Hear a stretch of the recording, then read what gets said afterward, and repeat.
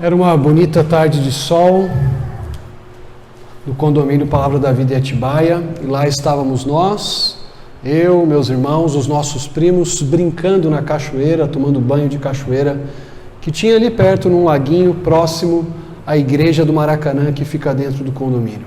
E brincávamos e nos refrescávamos na cachoeira, quando de repente o Garrote, um cachorro bastante conhecido do condomínio, vem na nossa direção e começa a latir, latir, latir, latir, e a gente começa a se perguntar por que o Garrote está latindo tanto assim. Ele não era um cachorro de atacar, mas ele estava latindo intensamente.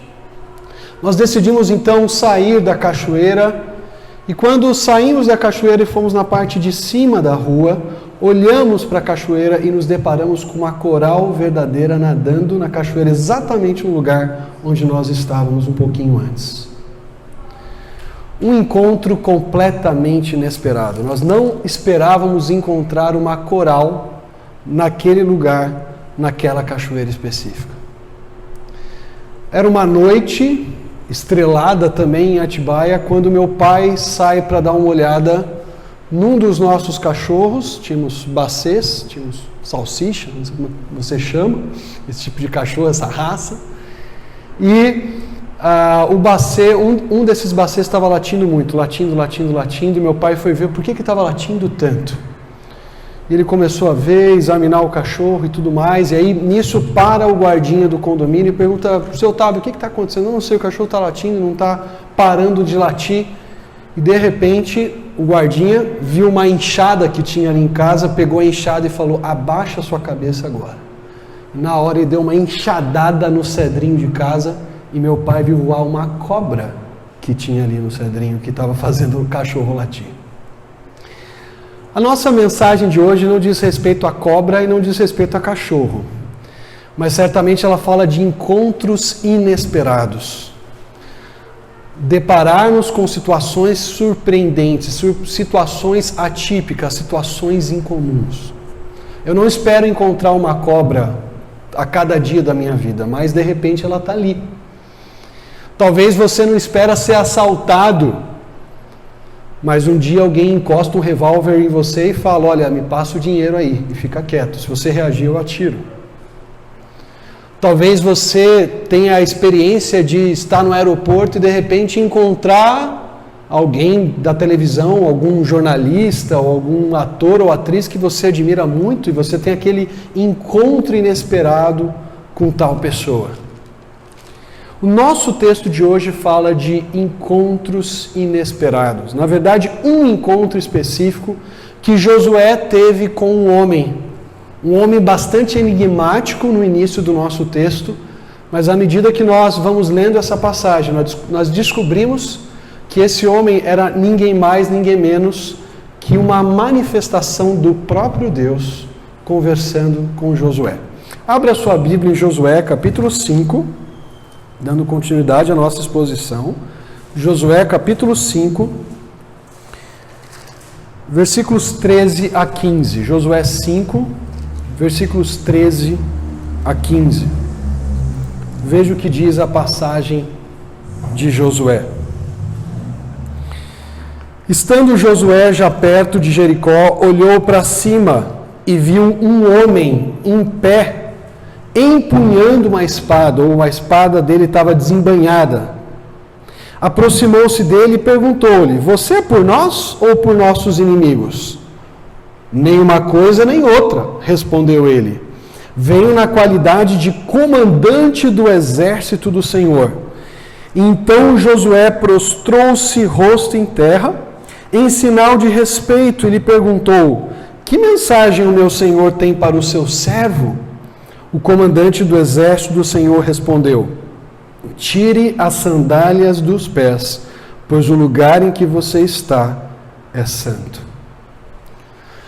Josué, um pouco antes da batalha contra Jericó, se depara com esse personagem extremamente enigmático. Alguém que tem uma espada na mão, e essa espada está desembainhada, está pronta para atacar. Nós precisamos lembrar que esse encontro de Josué com esse ser enigmático se dá depois de duas celebrações ou da confecção de dois ritos importantes para Israel. O primeiro foi a circuncisão. Todos os israelitas que tinham nascido no deserto foram circuncidados, ou seja, tiveram o sinal da aliança colocado nos seus corpos, porque eles tinham nascido no deserto e os pais deles não tinham circuncidados, mas nós lembramos que a circuncisão era um sinal do compromisso que Deus tinha feito com Abraão lá atrás, em Gênesis 17, e o povo de Israel não podia conquistar a terra da promessa sem ter o sinal da promessa, que era a circuncisão. Depois nós vimos os israelitas celebrando a Páscoa do Senhor, que lembrava também que Deus agiu de forma poderosa, tirando Israel do Egito, libertando-os e indicando: aquela promessa que eu fiz para Abraão ainda está de pé e eu vou cumprir.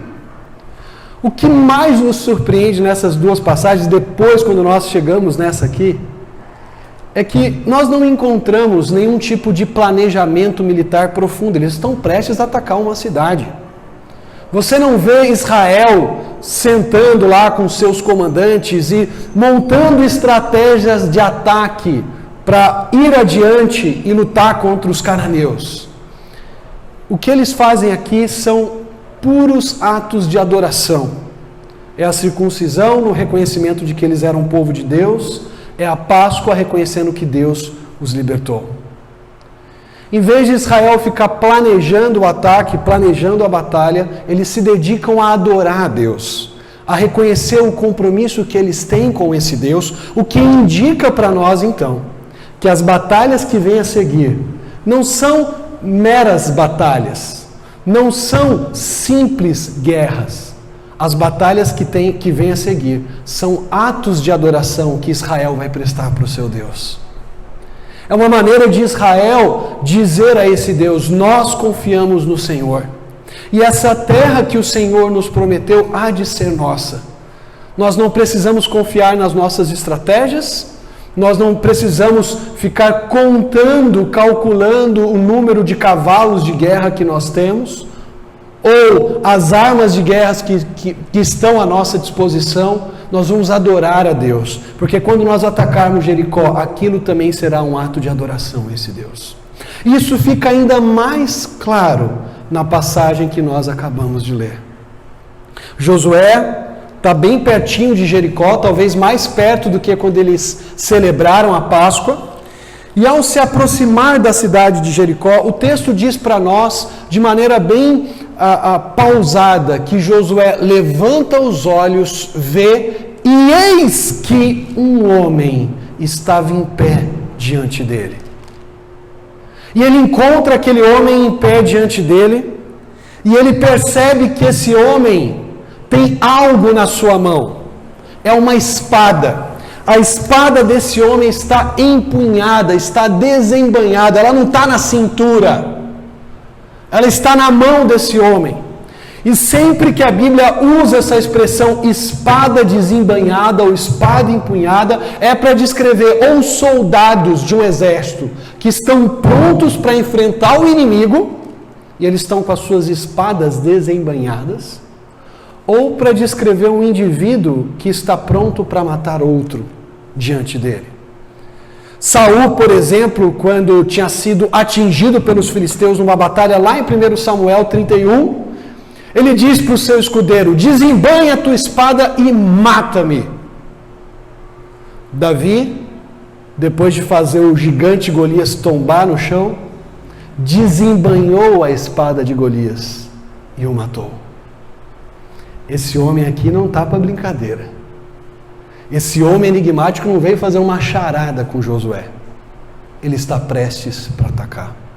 A grande pergunta que Josué se faz é: a quem ele vai atacar? Contra quem ele vai lançar essa espada? Quem ele está desafiando? E Josué então faz uma pergunta para esse homem, uma pergunta natural. Josué, na verdade, tem uma atitude que talvez eu e você não teríamos. Se eu vejo diante de mim um homem com uma arma na mão, eu saio correndo, ou me escondo. Eu não vou me aproximar desse homem e perguntar: você é policial ou bandido? Não. dou no pé. Veja o que Josué faz ainda no versículo 13. Aproximou-se dele e perguntou-lhe: você é por nós ou por nossos inimigos? Josué quer saber de que lado esse homem com a espada desembainhada está. Quem ele vai atacar? Ele está pronto para atacar Josué, e portanto ele é dos inimigos de Josué, ou ele está pronto para, junto com Israel, atacar os cananeus? Essa é a dúvida que Josué tem diante de si. De que lado esse cara está? É contra mim que essa espada está desembainhada? Ou ele vai também atacar os cananeus, que são os nossos inimigos? E a resposta desse homem, no versículo 14, dá uma esfriada na tensão de Josué até ali, porque ele não sabia quem era esse homem. No versículo 14, o texto diz para nós que o homem respondeu: nem uma coisa, nem outra. Venho na qualidade de comandante do exército do Senhor. Esse homem aqui diz para Josué: não, eu não estou nem do lado de Israel, nem do lado de Canaã. Eu não estou a serviço de nenhum povo humano, de nenhuma nação étnica ou nação humana. Eu estou a serviço de um outro Senhor. Eu sou comandante do exército do Senhor. Eu sou comandante do Senhor dos exércitos. E a resposta que ele dá deixa a gente se perguntando que exército do Senhor é esse, porque sempre que a gente olha para a Bíblia, o exército do Senhor pode significar muita coisa. Por exemplo, quando você vai para o livro de Êxodo, você descobre que o exército do Senhor é uma referência à própria nação de Israel. Lá em Êxodo 12, 41, Deus diz para Moisés: vou libertar, em Êxodo 7, 4, vou libertar meus exércitos, o meu povo, os israelitas. Os exércitos do Senhor em Êxodo 7, 4 são o povo de Deus. Em Êxodo 12, 41, diz que todos os exércitos do Senhor saíram do Egito. Davi, quando está diante de Golias, ele diz: olha, não foi a mim que você afrontou. Eu estou lutando contra você em nome do Senhor Todo-Poderoso, o Deus dos exércitos de Israel. Então, o exército do Senhor, os exércitos do Senhor, podem ser a própria nação de Israel. O que será que esse cara está dizendo para Josué? Olha, é o seguinte, Deus mandou aqui, você pode aposentar as chuteiras, porque agora eu sou o novo comandante de Israel. Não é você que vai liderar o povo, eu é que vou liderá-lo. Essa é uma possibilidade. Mas à medida que nós estudamos essa expressão, nós descobrimos que essa expressão, por exemplo, pode se referir a seres celestiais. Em Gênesis capítulo 2, versículo 1, diz que Deus completou a obra de criar os céus e todo o seu exército. O exército do Senhor, que são os exércitos celestiais, pode ser uma expressão também às estrelas do céu, à lua, ao sol. Mas mais do que isso, esse personagem aqui, se ele não é nem de Israel e nem de Canaã, só sobra uma alternativa. Esse personagem é um ser sobrenatural. Em 1 Reis 22, 19, nós ficamos sabendo que o profeta Micaías, quando ele vai trazer uma revelação para o rei Acabe, ele diz o seguinte para o rei Acabe: eu vi o Senhor sentado em seu trono, com todo o exército do céu de pé ao seu redor. Micaías está descrevendo uma cena aqui em que Deus estaria sentado no seu trono, com os seus oficiais, com os seus anjos diante de si. Salmo 103, 19 e 21 diz que o exército do céu, o exército do Senhor, são os seus anjos poderosos. Então, aquele a quem Josué encontra aqui é alguém que faz parte do exército do Senhor, e esse homem que está diante de Josué é um ser sobrenatural. Ele não é um ser humano comum, ele não é um cananeu e nem é um israelita. Ele é um anjo ou é o próprio Deus. Quem é esse ser? E aí nós somos lembrados de uma outra cena bíblica. Lá em Números 22, 23, a jumenta de Balaão, que conseguia ver melhor do que o próprio Balaão, ela se depara com um anjo do Senhor parado no caminho com uma espada desembainhada. E quando ela se depara com esse anjo do Senhor, com a espada desembainhada, assim como esse ser aqui de Josué está com a espada desembainhada, ela vai por outro caminho. E o Balaão fica bravo, bate na jumenta, onde já se viu? Por que você não me obedece? Até que um momento Deus abre os olhos de Balaão. E o texto diz para nós, lá em Números 22, 31, que o Senhor abriu os olhos de Balaão, e ele viu o anjo do Senhor parado no caminho, desembainhando a sua espada. Então Balaão inclinou-se, rosto em terra, e prostrou-se diante daquele anjo. Esse texto de Números é muito sugestivo para nós, porque indica um ser celestial com uma espada desembainhada semelhante ao que nós encontramos aqui. E quando esse ser celestial diz para Josué, olha, eu não pertenço nem aos cananeus, nem aos israelitas, esse anjo está dizendo para Israel, vocês não têm o monopólio do Senhor. Não são vocês que possuem o Deus que criou os céus e terra, mas é o Deus que criou os céus e terra, que domina sobre vocês, e vocês estão a serviço desse Deus. Deus, ele não é um Deus tribal. Deus não era um Deus que estava limitado a Israel ou a Canaã. Deus é um Deus que governa sobre todas as coisas. E é um Deus que escolheu Israel para ser seu povo, é verdade, mas que queria também alcançar outras famílias da terra por meio da nação de Israel. A quem você pertence? E a resposta desse ser celestial é: nem a Canaã, nem a Israel. Eu sou comandante do exército do Senhor. Josué então se prostra diante desse homem. O texto diz para nós no versículo 14 que Josué prostrou-se rosto em terra e o adorou. A NVI coloca em sinal de respeito, mas esse é um verbo para indicar adoração. Ele adora esse ser. E pergunta: que mensagem o meu Senhor tem para o seu servo? O que esse texto parece indicar para nós é que nós temos aqui mais do que um anjo. Nós temos a própria manifestação de Deus em forma humana. O mesmo Deus que aparece com Abraão lá em Gênesis 18. Se você pegar Gênesis 18, versículos 1 e 2, você vai descobrir que 3 homens vão ao encontro de Abraão. Eles vão lá visitar Abraão. E um desses homens, no versículo 2 de Gênesis 18, é chamado de Senhor, com todas as letras maiúsculas. Se você está aqui faz tempo já na nossa igreja, você sabe que sempre que a Bíblia usa Senhor com todas as letras maiúsculas, S-E-N-H-O-R, tudo em maiúsculo, não é simplesmente um Senhor de tratamento de reverência. É o nome do próprio Deus. É a palavrinha Yahvé, a palavra com a qual Deus se revelou para Moisés. O nome do Deus Israel, que nenhum outro Deus era chamado por aquele nome. Deus é apresentado em Gênesis 18 como um de 3 homens que foram visitar Abraão. E o que Josué parece se deparar aqui é com um ser que não é apenas um anjo, é mais do que um anjo, é o próprio Deus.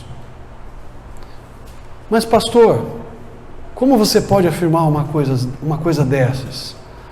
Por aquilo que esse ser diz para Josué no último versículo, no versículo 15. O comandante do exército do Senhor respondeu: tire as sandálias dos seus pés, porque o lugar em que você está é santo. E Josué as tirou. Exatamente essa frase nós encontramos em um outro lugar. Exatamente essa frase nós encontramos em Êxodo capítulo 3, versículo 5. Quando Moisés, antes de libertar Israel do Egito, olha para uma sarça, para um arbusto que está queimando, e ele vai se aproximar para descobrir o que é aquele fogo ali que está queimando, e ele se depara com um ser que primeiro é chamado de anjo do Senhor, no versículo 2 de Êxodo 3, mas logo mais adiante no versículo 4 ele é chamado de Senhor, ele recebe o nome do próprio Deus. E esse mesmo anjo do Senhor vai dizer para Moisés lá na sarça ardente: eu sou o Senhor, eu sou o Deus de Abraão, Isaque e Jacó.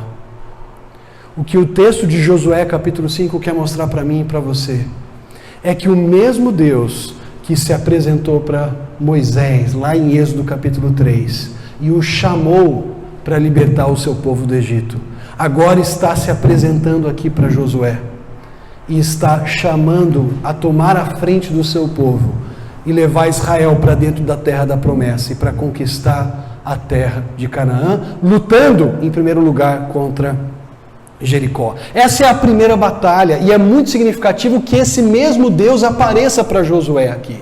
O mesmo Deus que disse para Moisés: tira a sandália dos seus pés, porque a terra em que você está é santa. É o mesmo Deus que diz para Josué: tira a sandália dos seus pés, porque essa terra é santa. Essa terra é santa por quê? Tem alguma coisa especial na areia dela? Tem alguma coisa especial na relva, no gramado que a cerca? Não. Essa terra é santa porque o Deus que é santo, santo, santo está ali diante de Josué. E Josué precisa se posicionar diante desse Deus, reconhecendo a santidade dele. Quando Deus dá essa ordem para Josué aqui no capítulo 5, e esse mesmo Deus é chamado de Senhor. Se você continua lendo o texto de Josué, no capítulo 6, versículo 2, nós descobrimos que esse ser que aparece é o próprio Senhor. Veja Josué 6:2, um pouco mais adiante aí da nossa passagem. Então o Senhor disse a Josué. De novo, o Senhor em letra maiúscula, indicando para nós que de fato a presença desse Senhor é que tornava aquele lugar santo. Como Josué responde à ordem desse Deus para tirar as sandálias?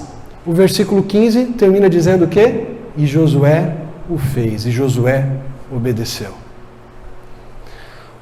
O que essa passagem ensina para nós?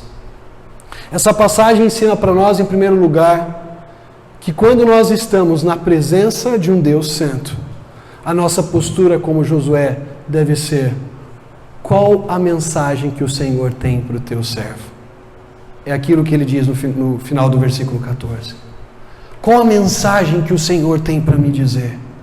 Eu quero ouvir a tua palavra. Eu quero escutar a tua orientação. Eu preciso ser guiado por ti.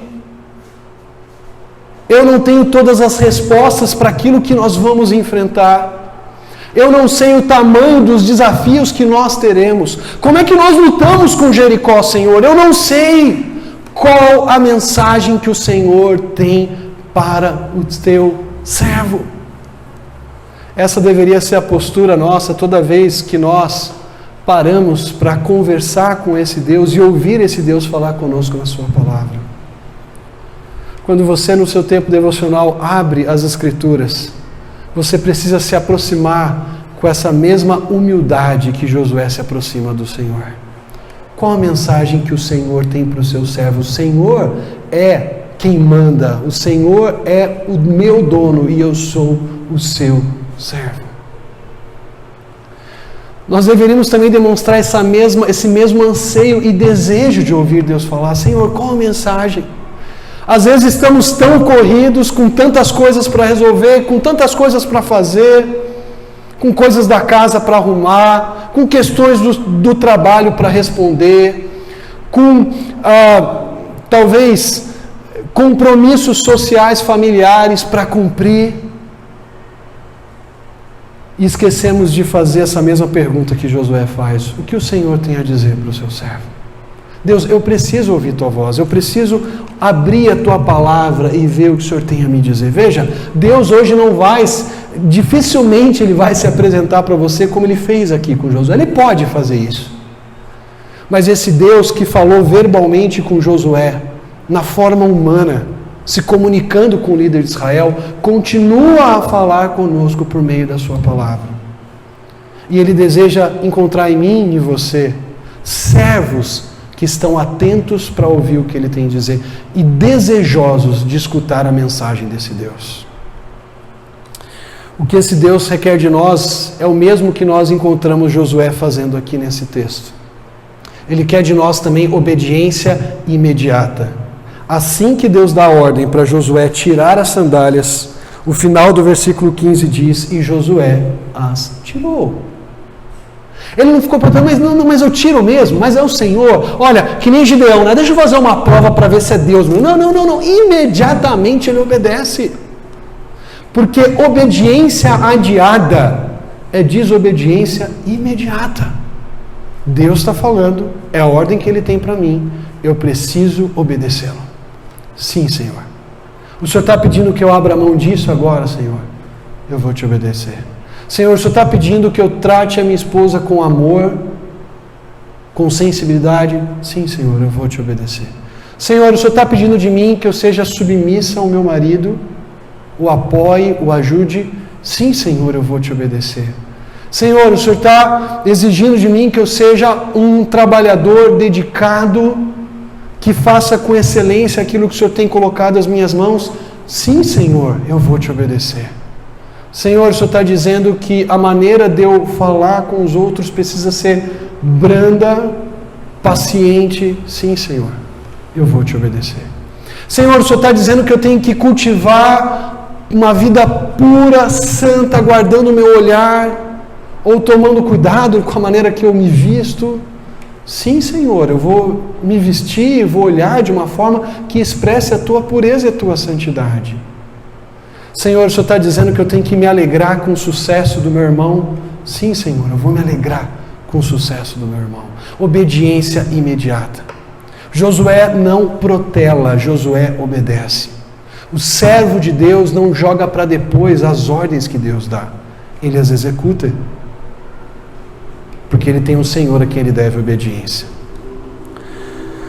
O último aspecto prático que eu quero chamar a atenção de vocês é que se Deus está presente, onde quer que nós estejamos, é terra santa. Talvez você não o veja como Josué o viu aqui com uma espada desembainhada. Talvez você não tenha uma visão clara de Deus, concreta, como Josué que levantou os olhos, viu e eis que um homem estava ali diante dele. Não. Mas nós sabemos que em qualquer lugar que nós estejamos, Deus está presente. E isso torna aquele lugar e aquele momento um lugar e um momento sagrados. De tal modo que quando eu estou trabalhando no meu computador, no meu escritório, aquele é um momento santo. De tal maneira que quando eu estou andando na rua e alguém pisa no meu pé, aquele é um lugar santo e eu preciso expressar a santidade de Deus com aquela pessoa. De tal modo que, talvez, em situações em que nós sejamos tentados a brigar, eu preciso lembrar, Deus está aqui presente, esse lugar é santo, esse momento é santo, e eu vou honrar Deus com a minha vida. Todo momento da nossa vida é momento santo. Todo lugar em que nós pisamos é terra santa. Não porque nós temos algum poder especial. Não porque nós aderimos a um movimento chamado Marcha para Jesus, que diz, olha, vamos pisar aqui em São Paulo e declarar que São Paulo é de Jesus. Não. São Paulo, como qualquer outra cidade do mundo, está no colo do maligno. Esse mundo jaz no maligno. O nosso papel como cristãos é resgatar pessoas do império das trevas e levá-los para o reino do Filho do amor de Deus, que é Jesus Cristo. Mas nós não fazemos isso pisando, nós fazemos isso proclamando o Evangelho. Nós vivemos cada lugar como um lugar santo, porque nós sabemos que Deus está presente. E a maneira como nós vivemos, como nós falamos, aquilo que nós pensamos, importa e precisa refletir a santidade do nosso Deus. Quando você chegar em casa e tirar os seus sapatos, lembre-se que a sua casa também é território santo. E tudo o que você faz ali, e tudo que você faz na segunda, na terça, na quarta, na quinta, na sexta, importa para Deus e deve honrar a santidade dele. Vamos orar? Pai querido, te louvamos porque o Senhor é um Deus que nos ensina que nós aqui estamos submissos a Ti, Pai, porque o Senhor criou céus e terra. O Senhor reina de geração em geração. Tu és um Deus majestoso, Tu és um Deus que domina sobre tudo, e não é o Senhor que nos pertence, mas nós que pertencemos ao Senhor. de tal modo que tudo aquilo que nós fazemos e pensamos precisa refletir a tua santidade, precisa refletir a beleza do teu caráter, precisa refletir o nosso comprometimento em te obedecer, em te ouvir e em cumprir aquilo que o Senhor revela na tua palavra. Nos ajuda, Pai, a vivermos cada momento da nossa vida como um momento santo, sagrado, dedicado ao Senhor. Nos ajuda, Pai, a passar por cada lugar que nós passamos, conscientes da Tua presença. Muito provavelmente não o veremos com uma espada desembainhada, mas certamente saberemos que o Senhor está ali, e a maneira como nós vivemos importa para o Senhor, e deve refletir o Teu caráter santo. É o que oramos, no nome de Jesus.